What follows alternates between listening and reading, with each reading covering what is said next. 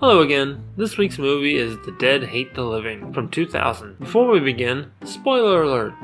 From the start, you can tell this is another low-budget zombie movie. It does, however, seem to be written by someone that's a fan of horror. This is evident from the constant, overdone, name-dropping, Lucio Fulci, Bruce Campbell, and the ending. But I'm getting ahead of myself. The plot is simple. A group of friends and family have broken into an abandoned hospital to shoot a low-budget zombie movie. While there, they uncover a real body and accidentally bring it back to life. The corpse was Dr. Ivan, and he had been experimenting with ways to bring his beloved back to life. I'll talk more about that later. Anyway, the machine that was used to bring him back also thrust the building they were in into a sort of parallel universe. Hordes of zombies outside prevented anyone from leaving. One guy found this out the hard way. By the way, the thrust into a parallel universe thing, it's kind of one of those things you gotta figure out because they don't really say it in the movie. Anyway, the zombie makeup is almost as bad as the acting. One actor has zombie makeup with teeth covering his lip. Trouble is, when he moves his mouth, it's painfully obvious. It's pretty bad when the main attraction of the film, i.e. the zombies, are what takes you out of it when you see them. Speaking of zombies,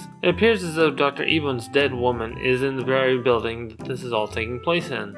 She's a zombie too, but she can barely talk and can't move much. I do wonder though, if Dr. Ivan knew she was here, why didn't he place her somewhere safe, like in a freezer? Why didn't he get her as soon as he had life again? He definitely knows she's around. They share a type of connection. Moving right along though, a climactic scene toward the end pits Dr. Ivan against 3 of the survivors. They mention that it's 3 against 1, and suddenly, he has backup.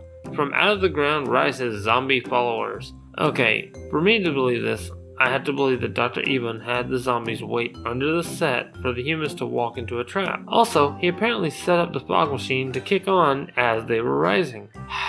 There's a small glimmer of hope here. The portal opened by the machine opens a dark realm. David and Topaz run into this alternate world to escape the zombies. This place reminds me of another movie, Army of Darkness.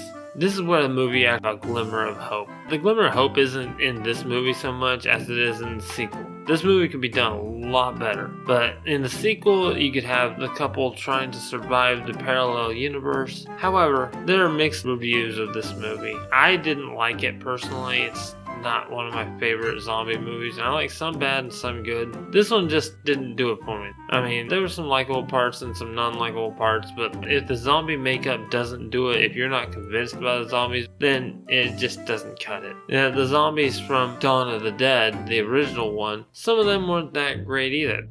Anyway, that's all for The Dead Hate the Living. Overall, I'd say I give this movie about a 2 out of 10. It's not really good. The only thing that's good about it, in my opinion, is the ending, and that was from the Beyond anyway. Until next time, be safe, be smart, be ready.